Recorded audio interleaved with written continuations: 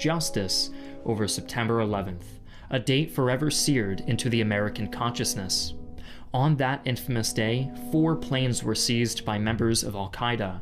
While one was diverted from its target by the heroic efforts of its passengers, the other 3 would go on to strike the Pentagon and the World Trade Center, inflicting nearly 3,000 casualties in the worst terror attack to ever occur on US soil. But even as rescue teams began picking through the rubble, a cry for vengeance went out, resounding across the wounded nation. No matter who was responsible, this attack would not go unanswered. From the start, US intelligence operatives had one chief suspect in mind: Osama bin Laden, head of Al-Qaeda and former member of one of the wealthiest families in Saudi Arabia. Bin Laden was already a suspect in the bombings of 2 US embassies in East Africa, and the Clinton administration had made several efforts to apprehend or assassinate him in 1998 and 1999.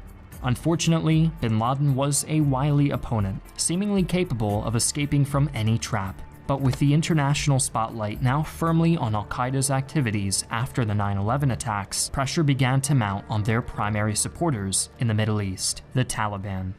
While the US was still mourning its dead, President George W. Bush issued a stirring ultimatum to the Taliban, who were the de facto rulers of Afghanistan. His message was clear and succinct: expel Al-Qaeda and turn over bin Laden, or we will smash your illegal regime to pieces and dig him out of the rubble ourselves. The Taliban stubbornly refused, and so the stage was set for yet another bloody conflict in the Middle East. But before we discuss the 2001 invasion, let's take a few minutes to establish some context. Historically speaking, Afghanistan has been one of the most tumultuous and unstable regions on Earth. Isolated from its neighbors by the tall peaks of the Hindu Kush, it remained a land of nomadic cattle farmers and tribal fiefdoms well into the 20th century. Any real developments in modern infrastructure were rudely interrupted by the 1978 Communist Revolution, which led to a Soviet invasion 1 year later.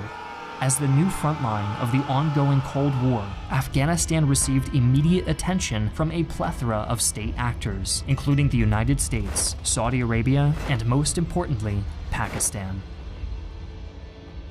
During the Soviet invasion of Afghanistan, the Pakistani Inter-Service Intelligence Agency, or ISI, anonymously funneled money and equipment from the CIA and Saudi Arabia to guerrilla forces in Afghanistan. The largest of these forces was the Mujahideen, a diverse group of tribal warlords and jihadists with little in common besides the shared goal of driving out their foreign occupiers. Using Afghanistan's mountainous terrain to their advantage, the Mujahideen waged a successful campaign of guerrilla warfare against the USSR. When the Soviet Union was forced to pull out of the country in 1989, it led to the total collapse of the not-so-democratic Republic of Afghanistan just 3 years later. It was during this period that the Taliban first came to prominence. Consisting of ethnic Pashtun students from traditional Islamic schools, the Taliban initially seemed a preferable alternative to the Mujahideen, who are now busy fighting amongst themselves. Taking advantage of this chaos, the Taliban stormed onto the international stage.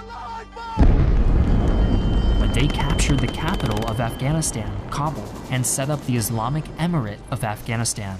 This oppressive, totalitarian government would be officially recognized only by Saudi Arabia, the United Arab Emirates, and of course, Pakistan. Under the new regime, Afghanistan quickly became a safe haven for terrorists, drug traffickers, and slavery rings. By 1999, the country was exporting at least 4,000 tons of opium poppies, 75% of the world's supply. This was often the sole source of income for Afghan villages, ensuring that support for the Taliban would continue despite their brutal interpretation of Sharia law. This made the country a perfect hiding place for Al-Qaeda and Osama bin Laden.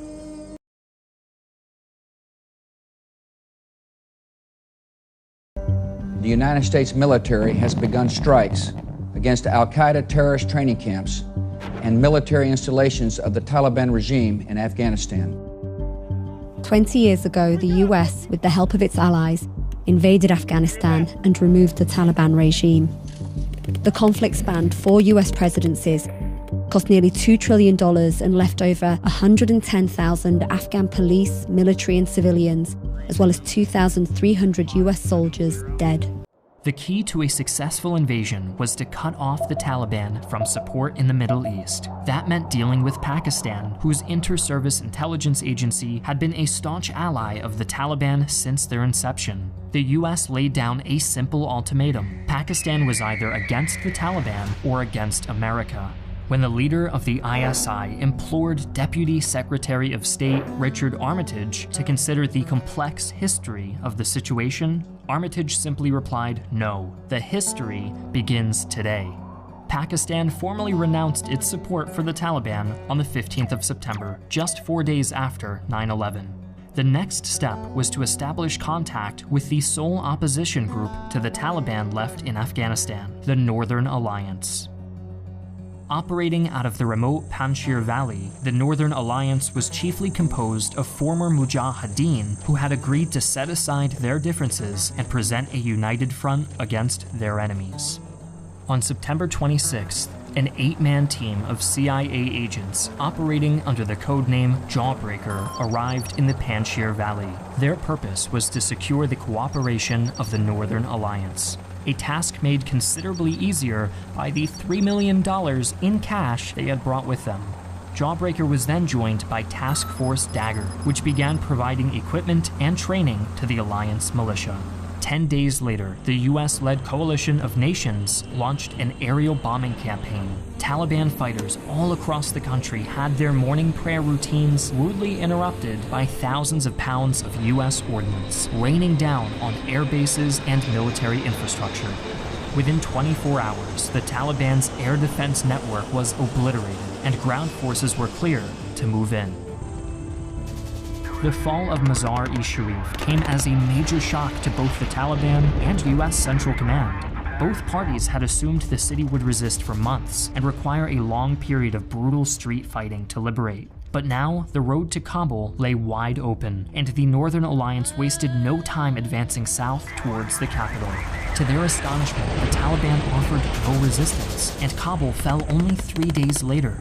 This pattern continued for several weeks. Conventional resistance was all but pointless. US air power was absolute, and moving in the open was a death sentence. The largest battle fought during this period was at the city of Kunduz, where 5,000 Taliban and Al-Qaeda soldiers were besieged by coalition forces for 12 days. During this time, the 75th Ranger Regiment conducted assaults on Taliban camps in the mountains around Kandahar. America was sending a strong message. Their forces could be anywhere, at any time, with no warning. There was nowhere to hide. November's operations saw the rise of Hamid Karzai, future president of Afghanistan. Using a small guerrilla force backed up by coalition troops and air support, Karzai liberated the town of Tarankot on the 15th and defended it against a Taliban counterattack. Local militia then flocked to Karzai's banner, swelling his ranks to over 800 men. On December 6th, Kandahar, the Taliban's last major stronghold in Afghanistan, came under siege. The city had already been the target of coalition bombing campaigns and had been hit by a wide variety of ordnance, including Tomahawk cruise missiles. Now surrounded on all sides, the defenders decided that negotiation might actually be preferable to death after all. In the end, the biggest obstacle US forces faced was a friendly fire incident that saw a bomb dropped near Hamid Karzai's position, lightly wounding him and killing 3 American soldiers. Despite this, negotiations were successful, and Kandahar surrendered on the 7th. With this victory secure, Hamid Karzai became Afghanistan's new president, which marked the end of the Taliban regime, although there was no sign of Osama bin Laden or most of Al-Qaeda's leadership. Afghanistan was now nominally free from Taliban rule, and the democratic process seemed to have resumed. Aid workers and relief supplies were pouring in, and it had cost the West fewer than 100 casualties. Unfortunately for America, the highly controversial occupation had just begun.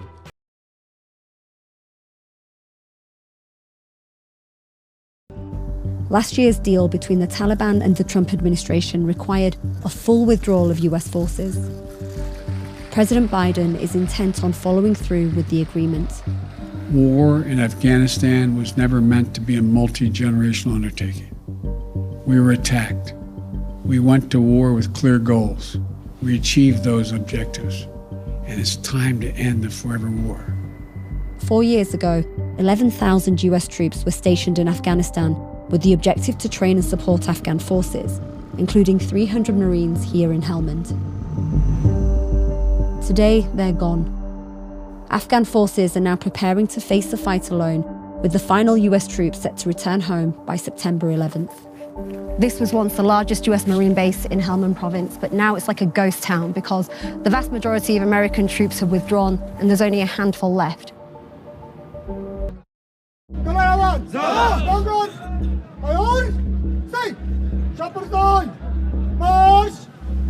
The US withdrawal isn't stopping Afghans from joining the army. These newest recruits come at a time when the Taliban controls over half the country and thousands of civilians continue to be killed and injured each year.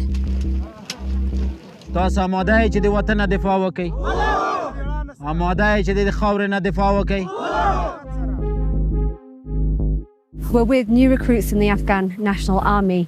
Every single soldier has to go through 12 weeks of training. After that, they're either sent off for more specialist training or they can be sent directly into combat.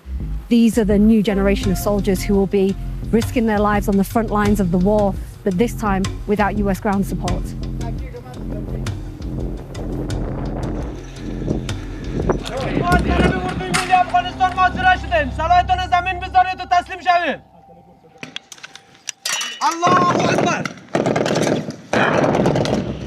At one point, there were tens of thousands of US soldiers who were stationed in Afghanistan, who were fighting alongside Afghan forces.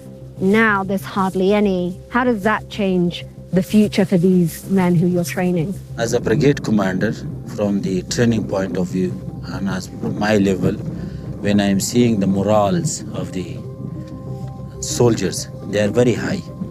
This is their country. They keep on telling me that this is our land, our soil, our country. We have to defend, whether our international community is there to support or not.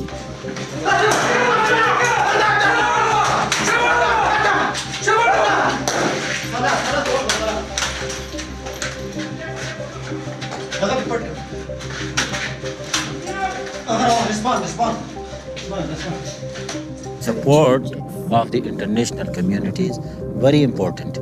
We are quite sure, and our soldiers are sure, that we will not be left by the international community, and they will keep supporting the Afghanistan army, whether their physical presence is here or not.